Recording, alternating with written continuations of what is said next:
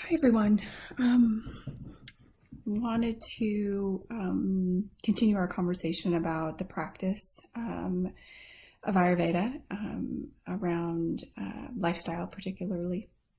We spent just a little bit of time talking about the major kind of tenets of Ayurveda and its concepts around consciousness-based healing, consciousness being the cultivation of energy.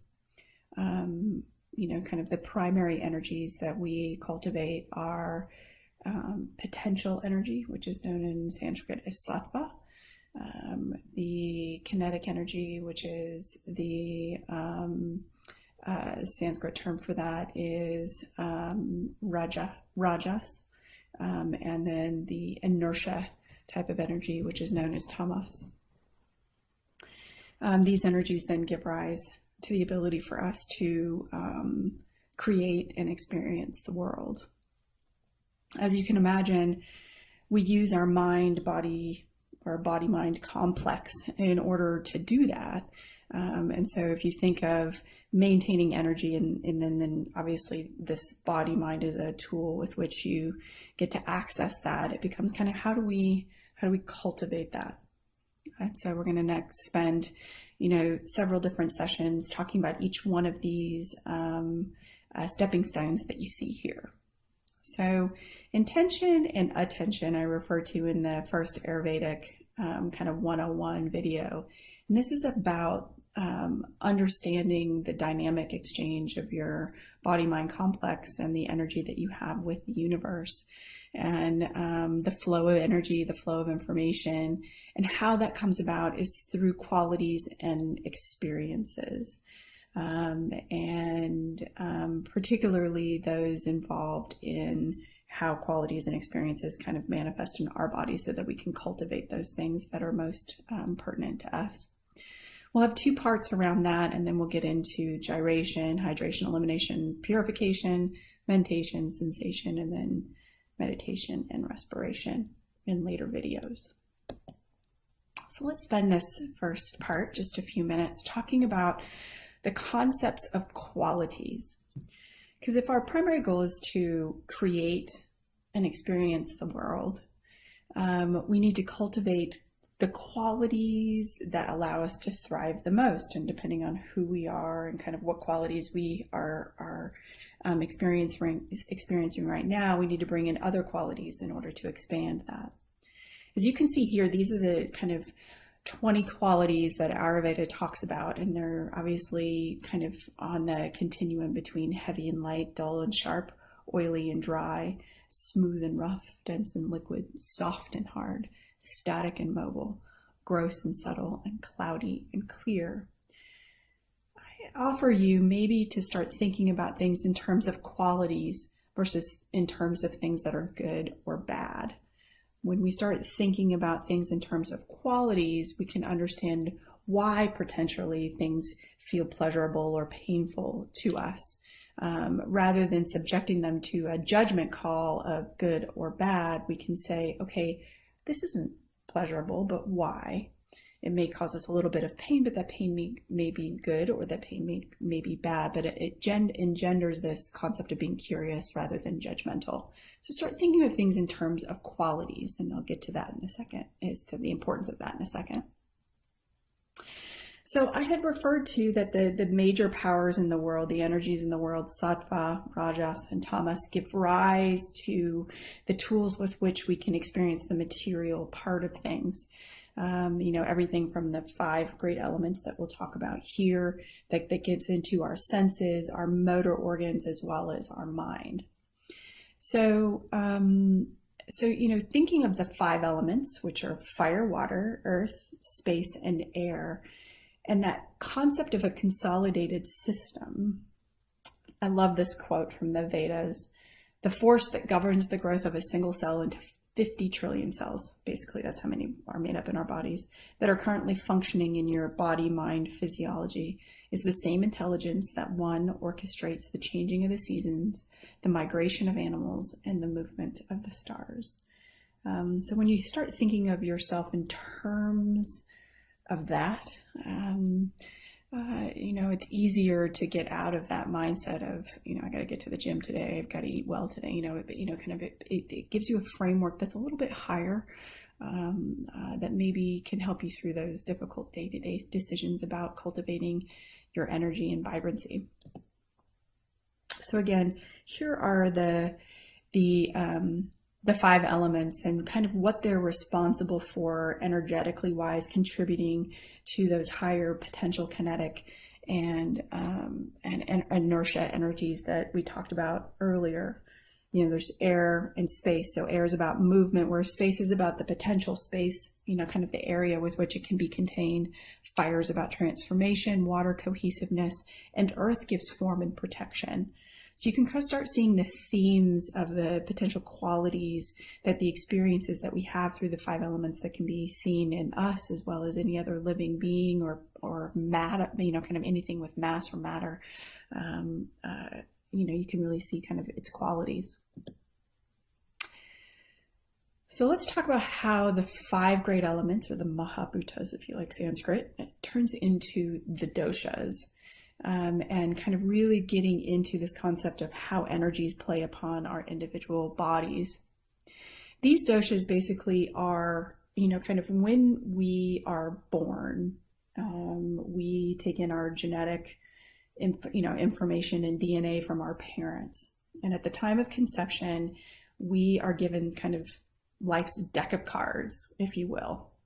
And in that deck of cards, there's a recipe that has been made that creates you.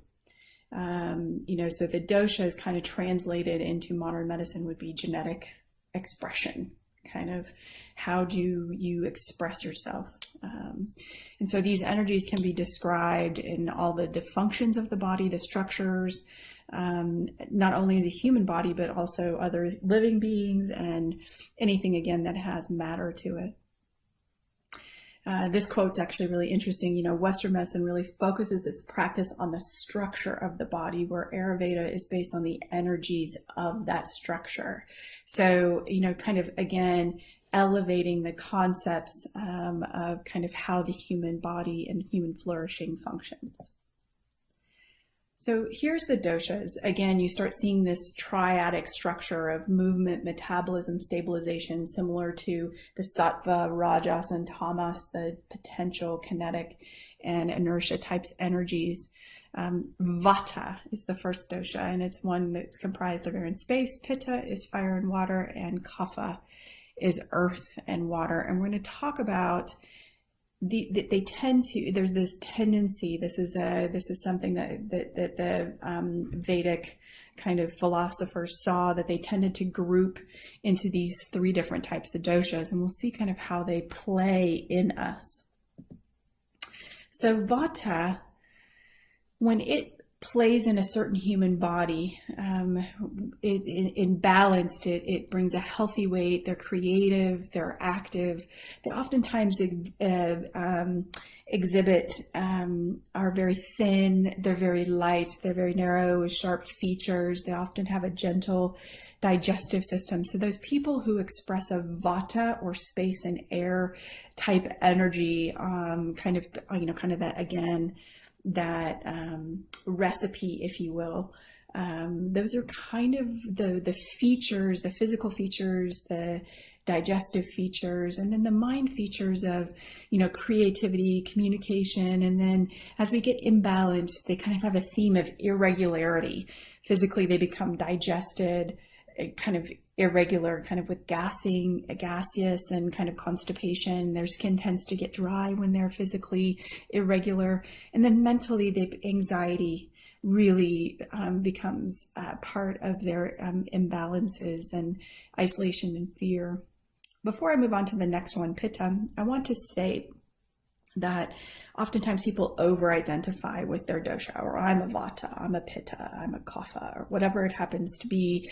And people need to understand that just like sattva, rajas, tamas, all 3 of these energies need to be present in our body for us to flourish. We just happen to express one or another. Some would say these are the gifts and the tools that we've been given so that we can exercise our purpose, so we can better interact with the world in a purposeful way. When we get into Ayurveda and the mind or the mentation piece of things, we'll talk about karma and the karmic loop and kind of life's purpose and kind of what we're here for. So don't over-identify with your dosha. Just maybe start looking for each one of these doshas and how they play itself off in you. The next dosha is Pitta. Pitta, again, is the concepts of fire and water together. Think the kind of more acid transformation type thing. So when they're balanced, people who exhibit a Pitta type energy, they have a healthy appetite. They're very inspiration and even keeled. They digest things very well, both mentally and physically. But when they're imbalanced, they get very, very overheated. Physically, they become hyperacidic. They tend to have a lot of GI issues with heartburn and diarrhea. And then they exhibit significant inflammation. So redness, itching, swelling in the joints, rashes, and those type of things. And then mentally, anger is their primary disruption with they become very critical and intolerant. And then lastly is the energy of kapha, and kapha exhibiting itself in people where, vata is thin, light-framed, small eyes, kind of angular features. Pitta being medium-sized frames, athletic, oftentimes with reddish or freckly skin and thinning or reddish, early graying hair. Kaphas tend to be more solid and bigger bone structure, oftentimes very gorgeous kind of hair. Voluptuous is a word often used, and they have very beautiful eyes. They have a healthy activity. They're very compassionate and exhibit a significant endurance, that concept of water and earth coming together. But when they're imbalanced, congestion tends to be the word that you want to use. Physically, they retain water and gain weight. They, kind of can actually get physically congested with a lot of mucus production, and mentally very depressed, or apathy or attachment being one of the things. So as you can imagine, in a person, you're going to see exhibitions of vata, pitta, kapha coming into play, but oftentimes your body is infused with one of those energies more than not. As an example, I am predominantly a pitta in nature. My constitution at the time of conception really lends itself towards pitta. As you can see here, I have, freckly skin. My skin's often inflamed. I turned gray at the age of 16, but I also exhibit bits of kapha in that I have big white teeth. My eyes are fairly big, but can be intense like pitta. My hair, even though early gray, is quite thick and can tend towards oily. But I also have vata in my body, and then I have very dry joints and cracky joints. I tend to experience a little bit of insomnia at times. And so all of us exhibit things, but you'll find that potentially you have a predominant dosha. And we say, why is that important? Well, if I am a pitta and I am experiencing overheat, the way that we deal with this, we talked about those qualities earlier. We want to introduce the opposite qualities that we're suffering. So if I'm having a pitta person in the pitta time of life during summer, the pitta season of the year, you can think that heat is a major problem. And so bringing in those cooling experiences are really important, either whether it's through my, kind of visual cooling with cooling colors, cooling tastes, sounds, and things. And we'll talk about balancing with senses in a few videos. But just understanding that, kind of tying all this concept together is we want to cultivate the highest levels of energy that we talked about earlier. The way we do that is through the five Mahabhutas, or the great elements that distill themselves in humans and in other living things as vata, pitta, and kapha, or the combination of those elements into the doshas. And the doshas then have their own qualities, as you can imagine. And when they're out of whack or excessive, we want to balance them with the opposite qualities. So Kapha, when out of balance, they are dry, cold, wet, dry, cold, and mobile, whereas Pitta gets hot, sharp, oily, and then Kaphas tend to be wet, cold, and stuck is essentially what happens. So wanting to bring in those opposite qualities. So given that, then it becomes kind of, how do I assess what type of energy plays most in my life?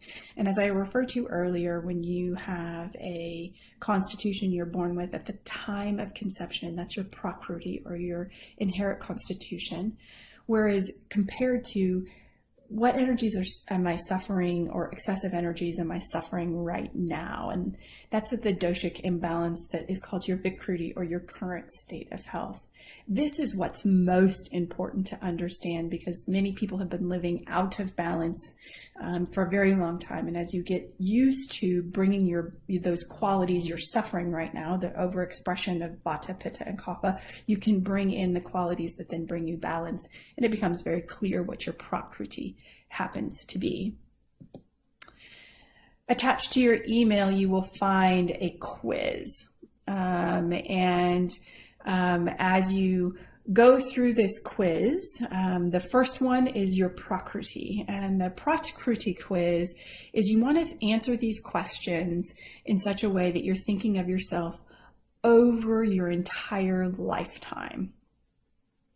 Answering those questions from the time you're a child through young adult. What's been the consistency over an entire lifetime? And you will see kind of a distribution of those qualities. Once you add up the columns, then you can kind of see which of these are highest. Once you get through the prakriti, you can kind of guess what that may be, and then you want to go to vikruti. What am I experiencing over the last season, the last 3 to 4 months? And you'll see that there are body-mind symptoms of an expression of Vata, Pitta, or Kapha in your life, and you can add those up and see which one is the highest focus that you want to give to. So the higher the number, the more important. The quantity of the number doesn't really matter relative to your prakriti. These are two separate scores. So just know that when you look at your vikruti, just kind of say, okay, I have the highest score in my Vata mind or my Pitta body, whatever it happens to be. And that would be the area of focus when we start talking about healing with the senses and all of the other Ayurvedic practices that can relegate your vikruti back towards a state closer to your essential nature or prakriti. So when you're thinking about your body-mind complex and understanding your essential nature or your Prakriti a little bit better, like I said, people tend to say, oh, I'm a Vata, or I am a Pitta, or I am a Kapha. Some people actually, when they do the score that we talked about a little bit earlier, where you see the total Vata, Pitta, Kapha under Prakriti, if you have two scores that are about 2 points within each other, you may have a mixed picture. And the higher one goes first. So if you have, let's say, a Vata nature where you scored, let's say, 32, and a Pitta nature where you scored 34, you are a Pitta Vata, meaning you have a combined body-mind complex where you have to manage kind of both of those doshas, much more so than those who have a single expression, as in myself, where I mostly express Pitta with a smidge of Vata and a smidge of Kapha. There are some people, very rarely, are tridoshic, meaning they express all three very equally. I would be very careful about that, in that that's a very, very rare circumstance, and would talk to someone who's a bit more Ayurvedically inclined to help you sort through your Prakriti if there's any questions. Additionally, you'll see on the website there's a link in addition to the dosha quiz that I will provide to you. But Banyan Botanicals at banyanbotanicals.com, they also have a dosha quiz. But when you've seen one dosha quiz, you've seen all dosha quizzes, you'll tend to see a different distribution depending on the questions, but most of the time it will come out demonstrating kind of consistency towards one dosha or a dual doshic constitution.